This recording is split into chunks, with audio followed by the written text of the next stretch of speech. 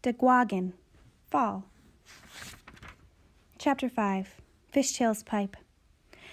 Now in the morning there was a sharp freshness in the air. Omakaya loved this time of year and jumped from her blankets eagerly, rolled her sleeping mat and fur blanket, and put them away quickly so that she could help rekindle the outdoor cooking fire. Her crow hopped after her. Though it could fly short distances, its wing hadn't yet healed. Endeg, the Anishinaabe or Ojibwa word for crow, was its name. Nokomis was fond of Endeg. The bird often rode on her shoulder and kept her company as she packed dry fish, repaired nets, wove new mats, and alongside Omakaya, tanned hides they needed now for winter clothing, jackets, moccasins, mittens, hoods. Omakaya used the gun barrel flesher, Day-Day's gift. She didn't like the work any better than she had ever had, but Endeg's lively company helped. Endeg even frightened off an owl, and once perched on the head guard of baby Newo's cradle board, crack-a-racked loudly and repeatedly until Mama came running to find a curious raccoon trying to steal from the bundle of dried fish and venison she had prepared to cache.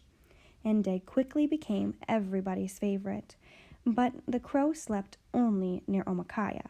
He fell asleep just at dusk, perched low on a branch that she had tied into the side of the ribs of the Birchbark house. Day-Day spent a few warm fall days making repairs on his canoe, and then it was time for him to leave again. He would make one more big trip before the cold rains, and then the harsh snow slashed down.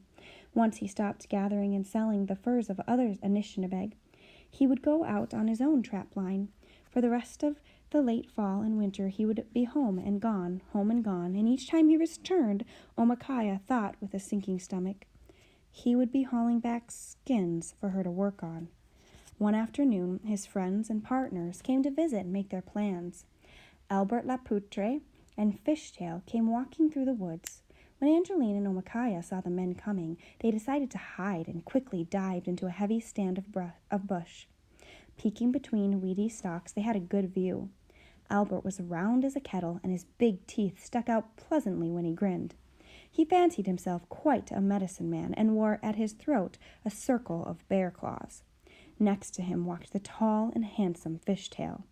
He had a strikingly long, thick, oiled black hair and a hawk-thin face with a proud curl to his lip.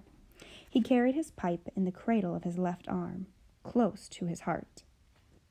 It was a fancy pipe, made of a piece of sumac wood, marked with a sweet grain. Bands along the stem were carefully beaded in black and yellow. Fishtail took extremely good care of his pipe, cleaned it often, prayed with it every sunrise. To him it was a living thing. The bowl was red pipestone in the shape of an otter's head, his clan. Dark blue pony beads hung down a swatch of fringe, and Fishtail touched them carefully and lovingly as he stepped quietly along. Miquam came out along the path to meet his friends, and the men talked and joked before they made themselves comfortable, sitting on blankets on the ground.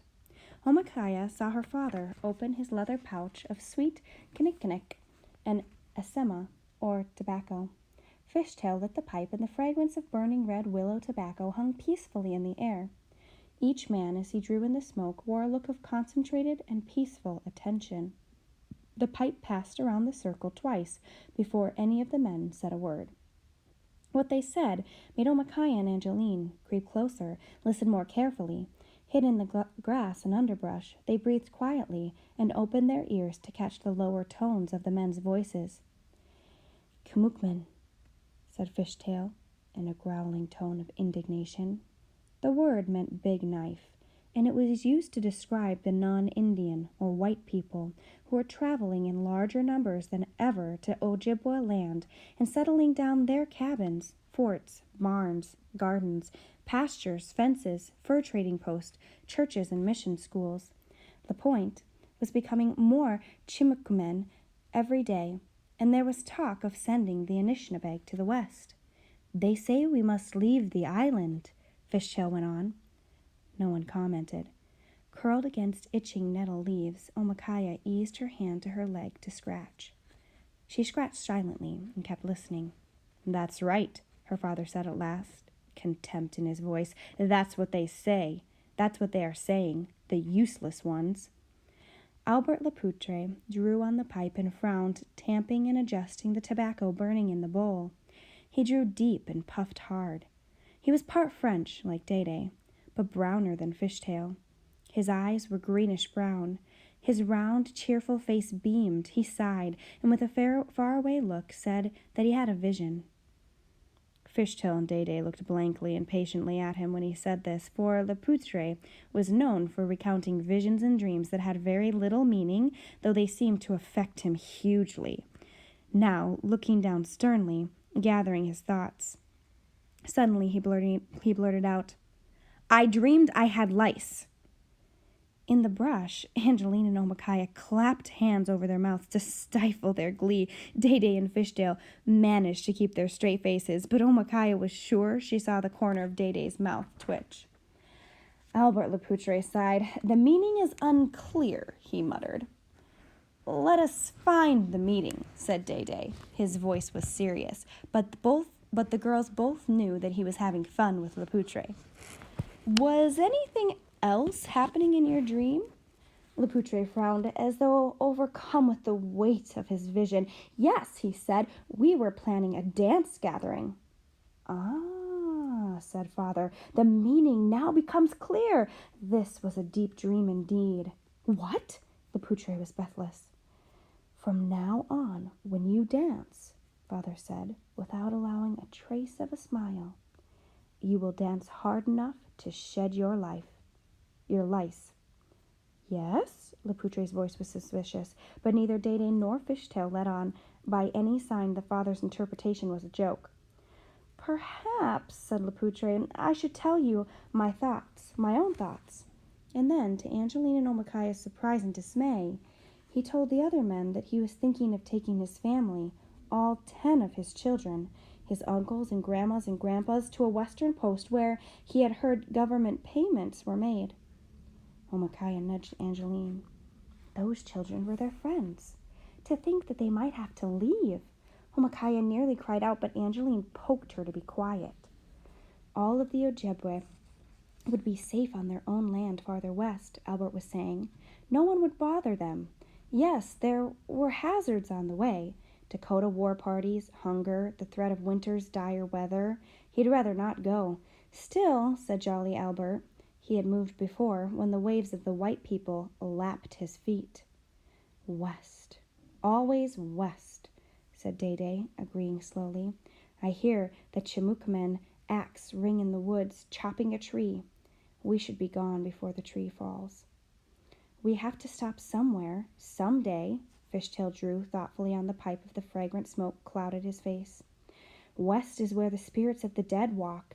If the whites keep chasing us west, we'll end up in the land of the spirits. I have dreamed that's where they want us to go anyway, said Albert. That will please them. They are like greedy children. Nothing will ever please them for long, said Dede.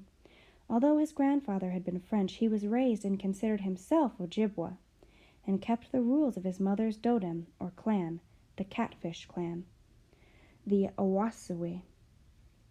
Only in some Chimookamen things, his cabin, for instance, and his ability to play and win the white man's game of chess with the trader, did he take secret pride. Not until they have it all, said Fishtail, all of our lands, our wild rice beds, hunting grounds, fishing streams, gardens. Not even when we are gone and they have the bones of our loved ones will they be pleased. I have thought about this. Fishtail put up his hand and held it there, looked keenly at his friends. Before they were born, before they came into this world, the Chimookamen must have starved as ghosts. They are infinitely hungry. The men smoked with increased intensity, looking deep into the fire as the breeze came up and dusk lowered. Dede was thoughtful, his eyes deep and clouded. Even Lepoutre looked serious, the dimples set hard in his cheeks. Watching in the bushes, Omicaya and Angeline waited for them to resume their talking. But that day, mulling over Fishtail's difficult words perhaps, the men kept silent.